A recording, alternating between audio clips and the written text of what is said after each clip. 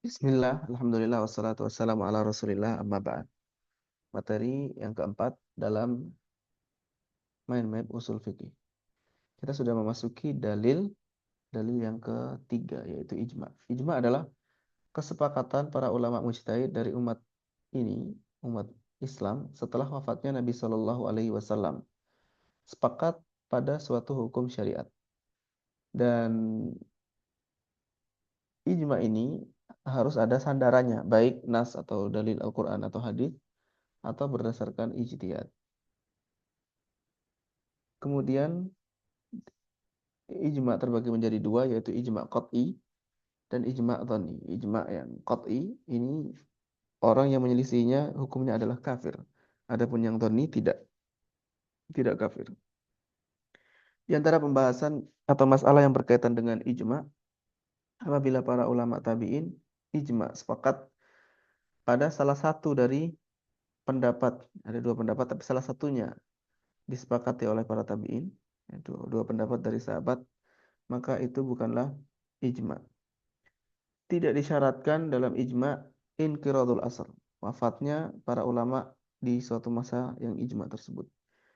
Kemudian apabila para sahabat berselisih pendapat menjadi dua pendapat, maka tidak boleh memunculkan pendapat yang lainnya.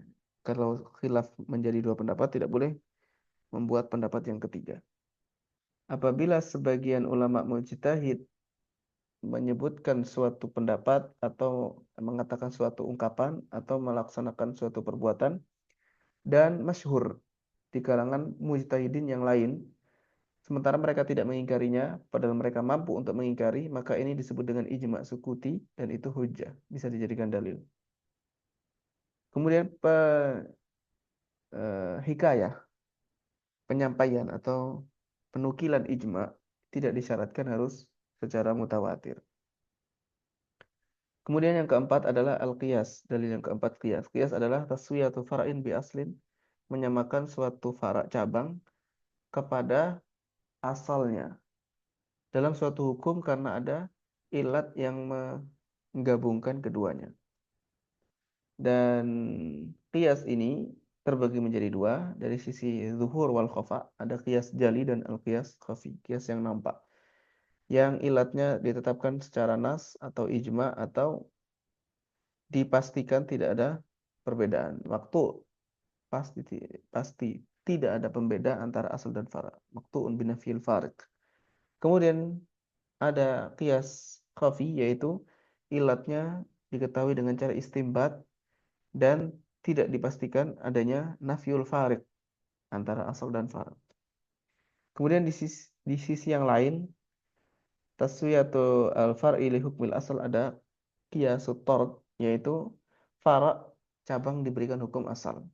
Lalu ada qiyasul aks, yaitu fara'nya cabangnya diberikan hukum lawan dari hukum asal. Kemudian al-illah atau al-jami'. Illah adalah al-wasful zahir. Jadi rukun qiyas ada 4, yaitu fara', asal, hukum, dan illah. Illah adalah al-wasful zahir al-mundhabit, sifat yang nampak dan mundhabit. Mundhabit, ya.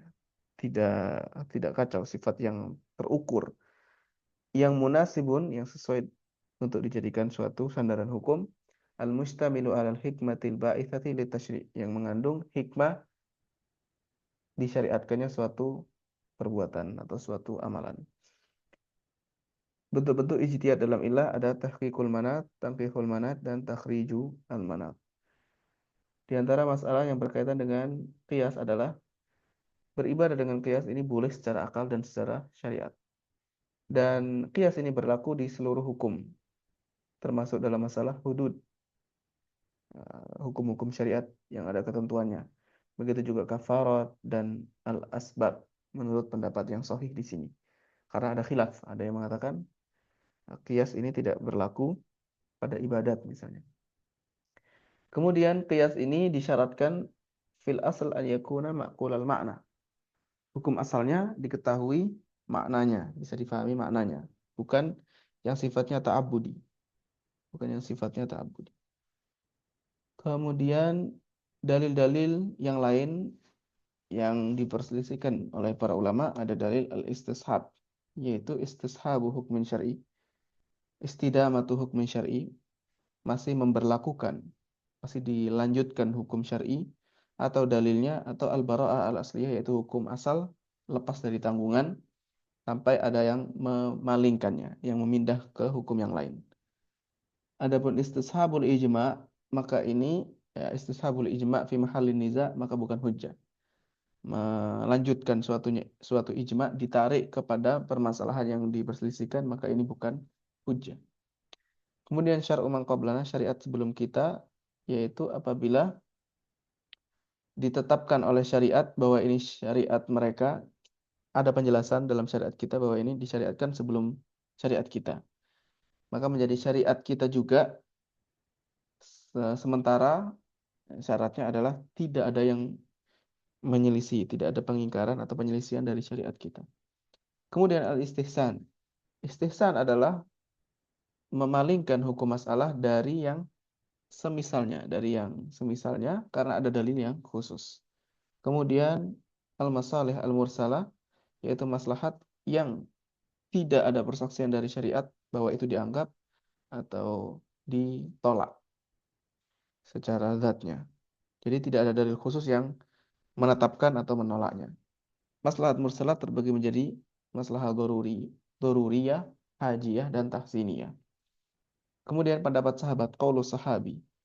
Ini hujjah kalau tidak diketahui ada yang menyelisih dan didahulukan di atas qiyas secara penggunaannya. Kemudian bisa mengkhususkan sesuatu yang umum dan mentakyid sesuatu yang mutlak. Kalau pendapat sahabat ini masyhur, maka menjadi ijma' sukuti. Dan kalau pendapat sahabat ini bukan suatu area yang bisa menggunakan akal, tidak ada potensi untuk menggunakan akal di situ, maka dihukumi hukum rafa' marfu' kepada Nabi Shallallahu alaihi wasallam. Kemudian yang ke-10, amal ahli Madinah, perbuatan penduduk Madinah. Menjadi hujjah apabila dia berlaku sebagaimana penukilan dari Nabi Shallallahu alaihi wasallam. Karena otomatis menjadi hadis kalau itu bentuknya adalah penukilan dari Rasulullah Shallallahu alaihi wasallam. Atau terjadi sebelum wafatnya Utsman ibnu Affan radhiyallahu anhu. Dan selain itu maka bukan hujjah. Dan ini tentu saja ada khilaf dalam masalah dalil-dalil yang tersisa selain dari Al-Quran, Sunnah, Ijma' dan Qiyas. Apabila dalam suatu masalah ada dua dalil yang bertentangan dan amalu ahli Madinah ini berada pada salah satu dari dua pendapat, maka ini menjadi alasan untuk ditarjih. Ya, ditarjih amalan ahlul Madinah. Wallahu a'lam. Selanjutnya adalah at-ta'arudu wa tarjih. Ta'arud adalah pertentangan. Apabila bertentangan dua dalil yang masing-masing tidak mungkin digabungkan. Yukhalif ahadumal akhar, yang satu menyelisih yang lain, bertabrakan secara zahirnya. Kemudian yang dilakukan apabila ada dalil yang nampaknya bertentangan, maka langkah-langkahnya adalah yang pertama jamak, sehingga digabungkan apabila memungkinkan, digabungkan dua dalil. Kemudian nasakh, ya, digabungkan dengan salah satunya difahami yang tidak bertentangan.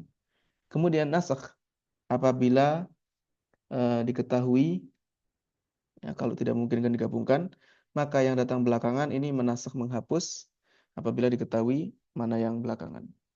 Kemudian jika tidak diketahui mana yang dalilnya datang belakangan, maka rujjiha bainahuma, ditarjih, dikuatkan, ya, dicari mana yang lebih kuat, diambil salah satunya. Apabila tidak bisa dikuatkan, maka tawakuf, yaitu diam, mencari dalil yang lain atau menunggu sampai bisa dilakukan salah satu dari sebelumnya. Kemudian tidak ada pertentangan dalam dalil yang qat'i, kecuali kalau salah satunya adalah mansukh. Kemudian at-tarjih.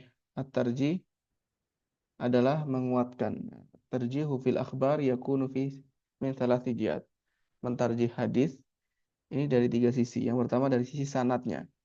Maka ditarjih dikuatkan yang paling banyak riwayatnya, kemudian yang paling kuat hafalan dan dhabatnya.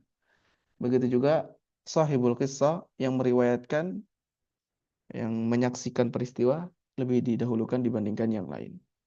Kemudian dari sisi makna hadis ini dikuatkan nas dibandingkan zahir. Kemudian zahir dikuatkan dibandingkan muawwal. Kemudian mantuk lebih dikuatkan maknanya ini dari sisi makna, dikuatkan dari sisi mafhumnya. Lalu an-naqilu anil asal yang memalingkan dari asalnya ini dikedepankan dibandingkan yang masih tetap pada asalnya. Kemudian yang menetapkan dikedepankan dibandingkan yang menafikan. Kemudian dari sisi yang luar, dari luar sanad dan makna. Kalau dikuatkan dengan dalil yang lain. Wallahu a'lam bishawab. Masih ada penjelasan yang berikutnya.